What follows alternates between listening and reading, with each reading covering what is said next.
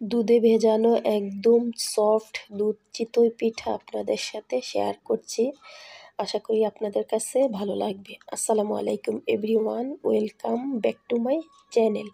আজকের পর্বে আপনাদেরকে পারফেক্টভাবে চিতই পিঠা ফুলে এরকম চিতই পিঠা তৈরি করে দেখাবো।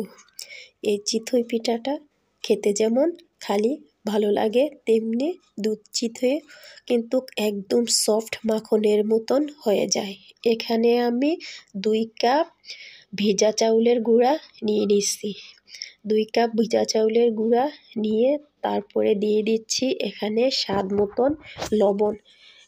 মতন লবণ দিয়ে একটু নেড়েচেড়ে মিক্স করে নিচ্ছি লবণটা। আপনারা চাইলে বাড়ি বা কমিয়ে চাউলের গুঁড়া নিতে পারেন।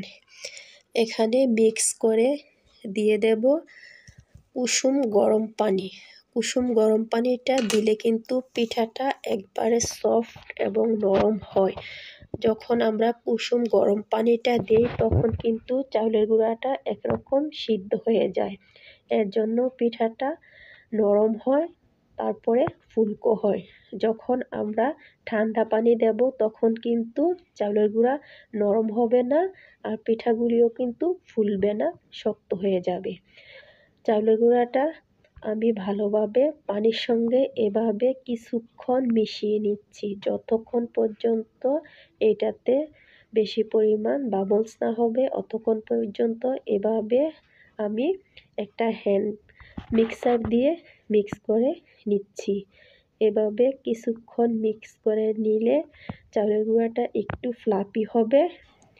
এখন হাত দিয়ে ভালোভাবে 10 থেকে 15 মিনিট এইভাবে মাখিয়ে নিচ্ছি। মাখানোর কাজ ফুলকো পারফেক্ট চিতই পিঠা হয়। অনেক সময় আমরা মাখানোটা কম মাখালে কিন্তু পারফেক্ট ফুলকো চিতই পিঠা হয় না। এখন আবারও একটু পানি দিয়ে নিচ্ছি যেন ব্যাটারটা একটু পাতলা হয়। যত পাতলা হবে ততই কিন্তু পিঠাগুলি ফুলবে ভালো। মোটা হলে অনেক সময় পিঠাগুলি কিন্তু হইতে চায় না। এখন আপনাদেরকে দেখিয়ে দিচ্ছি কতটুকু ঘনত্ব রাখতে হবে ব্যাটারটা। এরকম পর্যায়ে ঘনত্ব রাখতে হবে। আমার চাউলের গুঁড়াটা কিন্তু আজকে আমি যে চালের গুঁড়াটা দিয়ে পিঠা তৈরি করতেছি এই চালের গুঁড়াটা কিন্তু ভালোভাবে ভাঙানো হয় নাই, কিছুটা কিন্তু আস্ত ছিল। তারপরও আমি পিঠা তৈরি করব, সবগুলা পিঠাই কিন্তু পারফেক্ট ফুলবে।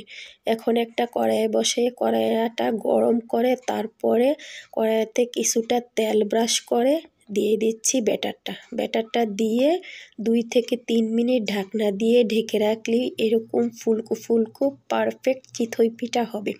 পিঠাগুলি যেমন সাদা হবে তেমনি কিন্তু প্রত্যেকটা পিঠা ফুলকো এবং সফট হবে পিঠা।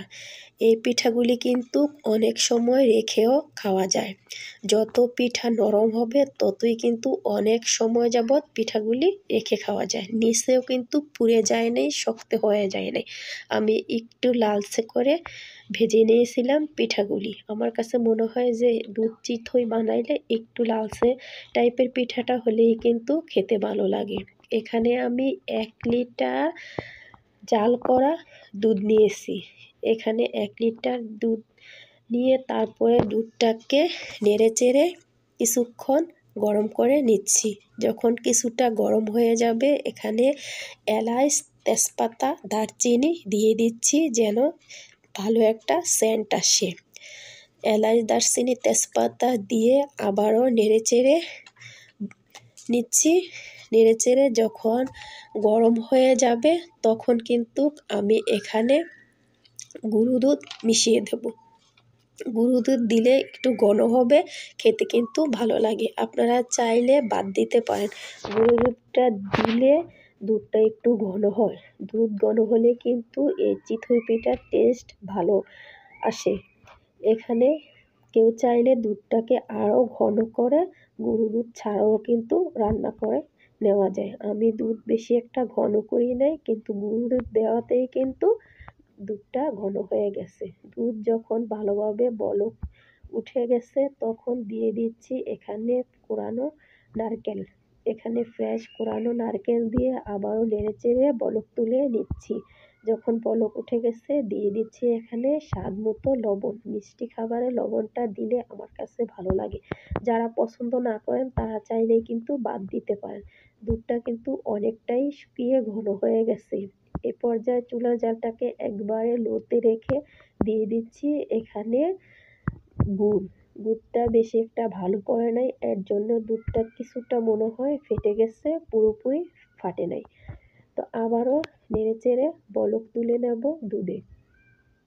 দুধে যখন বলক উঠে গেছে তখন কিন্তু আমি দিয়ে দিয়েছি এখানে চিতই পিঠা। কারণ চিতই পিঠাটা একটু ঠান্ডা ছিল, আমি দুধটাকে ভালোভাবে গরম করে দিয়েছি যেন পিঠাটা নরম হয়ে যায়।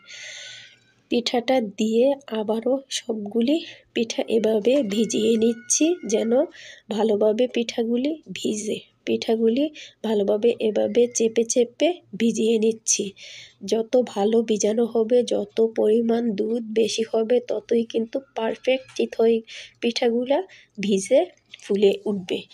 এ পর্যায়ে ঢাকনা দিয়ে ঢেকে আমি 1 ঘন্টা রেখেছিলাম। 1 ঘন্টা পরে আপনাদেরকে দেখাচ্ছি পিঠাগুলি কিন্তু একদম নরম হয়ে গেছে। নরম হয়ে সবগুলি দুধই কিন্তু টেনে নিয়েছে। এই পর্যায়ে আপনাদেরকে একটা কেটে দেখাচ্ছি। আপনারা চাইলে রাতে বানিয়ে সকালে খেলে কিন্তু আরও পরিমাণ নরম হয়ে যাবে। আমি 1 ঘন্টা ভিজিয়ে রাখার পরেই আমার বাচ্চারা খেয়ে নিয়েছে। এই যে যখন সারা রাত্রের জন্য ভিজানো হবে তখন কিন্তু পিঠাগুলি আরও নরম হবে, দুধ টেনে নিবে। 4-5 ঘন্টা ভিজানো থাকলে কিন্তু আরও পরিমাণ নরম হয়ে যেত। যদি আমার ভিডিও ভালো লাগে লাইক করবেন, কমেন্ট করবেন,